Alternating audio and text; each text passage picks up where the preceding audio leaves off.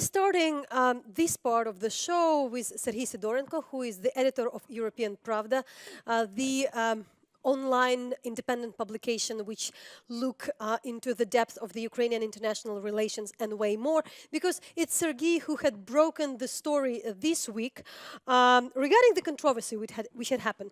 Trying to be brief, the question is it the truth that Ukrainian government, in particularly the administration of the Ukrainian president, was trying to spin a fake story, fake news story, which would claim that the relations with international partners, in particular IMF and the World Bank, are way better, that they are considered and portrayed, and that the leaders of those organizations didn't really knew about the letters they previously had sent to the their local departments had sent to the Ukrainian leadership, and that they were not so pushy with the creation of the anti-corruption court. As well, this part of the spin story, which was published at some of the Ukrainian publication, had said that for that one of the employees of the World Bank was fired. Before we go for that, I'll just really would like to suggest to listen to that story which had been proliferated via Ukrainian media and which happened to be not really correct. The head of the International Monetary Fund, Christine Lagarde, didn't know anything about the ultimatum letter sent on behalf of the IMF to the Presidential Administration demanding the creation of the Anti-Corruption Court. According to Glavcom sources, Lagarde said this during her meeting with the Ukrainian President Petro Poroshenko in Davos. She also promised to carry out an investigation into how this letter appeared in the media. Our sources also told us that the World Bank is firing Serhiy Kohonen, its director for Belarus, Moldova and Ukraine, who signed the World Bank's letter to Ukraine, which criticized the president's bill on the anti-corruption court. Its leak to the media is among the reasons for such decisions.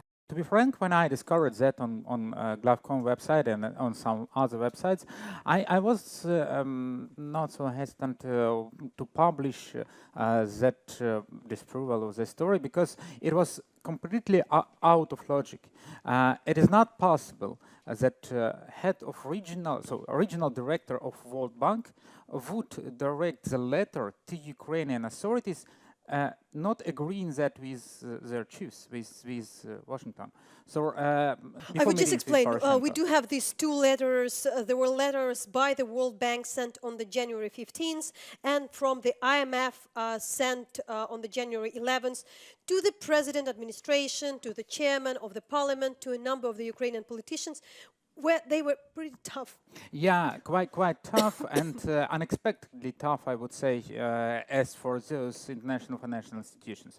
Their position was not so surprising, because everyone knows that our international partners are demanding from Ukraine to establish the anti-corruption court, which is inconsistent with Ukrainian obligations, and the one court that would be in line with recommendations of Venice Commission of Council of Europe. So it was clear, but those letters were quite tough in their language. So later IMF even confirmed that in official statement of their communication director in Washington. So everything was clear, everything was public, and then some Ukrainian media referring to their sources in presidential administration are publishing a news that, well, it is a fake, so there were no letters, or letters were not consistent with the position of IMF and World Bank, and even some high-level people are fired.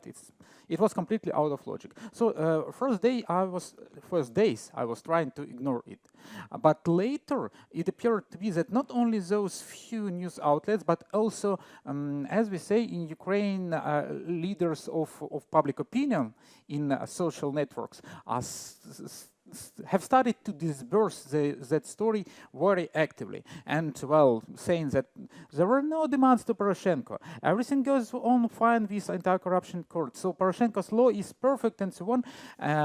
Then I decided that it's a time to intervene. So it was very easy. I just wrote a request, so mail request to World Bank and to IMF. And immediately, in several hours, I've got answers from both institutions that, well, guys, we are so happy that you finally asked us, because none of these media who said that Poroshenko have heard that from Lagarde and from head of World Bank, no one asked them as us, and it's complete fake. So before we go, I would just suggest to listen some quotes from both of the answers to you, from both IMF and the World Bank, just for our audience to warn. We've translated that from Ukrainian, so it's a double translation, but online you can read the correct and like ideal version of those answers. So please, let's play it one by one. The IMF is looking forward to cooperating with the Ukrainian government and other international partners to resolve the issues we previously highlighted in the current anti-corruption court draft law and to make it fully comply with the recommendation from the Venice Commission of the Council of Europe and with Ukraine's responsibilities within the IMF cooperation program. The information about Satuka Honen's firing is untrue. It would be better if the mass media checked the veracity of something before sharing it. Both institutions confirmed that their positions are remaining as they were, and also World Bank had an opportunity to send Satu Kahonen, their regional director, to one of TV shows in Ukraine, and she confirmed also that all these requirements are still there. So I would explain the key issue. President Poroshenko have submitted a draft law on anti-corruption court to Verkhovna Rada late last year. But all, I would say even not most, but all Ukrainian activists who are involved in anti-corruption issue have said that this draft law is completely not in line with Ukrainian obligations under this process, and they are not in line with the recommendations of our international partners. So our international partners are demanding to establish the anti-corruption court that would be completely independent in their decisions. So it requires several measures, like for instance, you have to select judges accordingly, you have to guarantee that they are not under influence of political parties, and also it's very important to establish that this court is created immediately or as soon as possible. So these shortcomings of presidential draft was first that selection procedure allowed him to appoint judges that he does want. So it is not so directly, but it does not guarantee independence. And another key issue was that provisions of presidential draft allowed not to create the court immediately. So in fact, it allowed to postpone the creation for years. And it was completely unacceptable for all international partners of Ukraine. What is also important, just for your knowledge as well, that in a private or like professional communication with some of the members of the presidential administration, our colleagues from Hromadske had also received kind of a message, a phone message, while discussing totally different issue that, you know, that's not that clear, that story with the letters from IMF.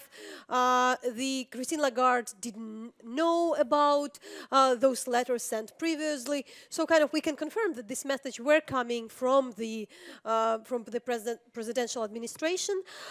My final question then would be, what is a follow-up, because we didn't get it, from actually the administration of president after you have broken that story and after you've kind of proved that there is something happening. Indeed. I would say that it's... Did they answer you? No, they did not answer me because I did not have what to ask them directly, because there was no document signed by some people from the administration, but it was disbursed via the network of their loyals. But this case was unique in Ukrainian history, because we have a lot of fakes that are produced by different political forces, not only by presidential administration. And this was probably the first one when all people related to this story had to apologize that they distributed that fake information. And by the way, presidential administration did not deny that it was behind of it. They didn't deny it, but as well, we are also would be happy to hear and be given the floor always to the presidential administration to answer. For that, not always have the response, but as I said, like when they want, when we are more than happy to provide their position for the international audience. Thanks a lot. That was Serhiy Sidorenko, who is the editor of European Pravda, one of the leading Ukrainian independent publications looking into the Ukrainian international relations.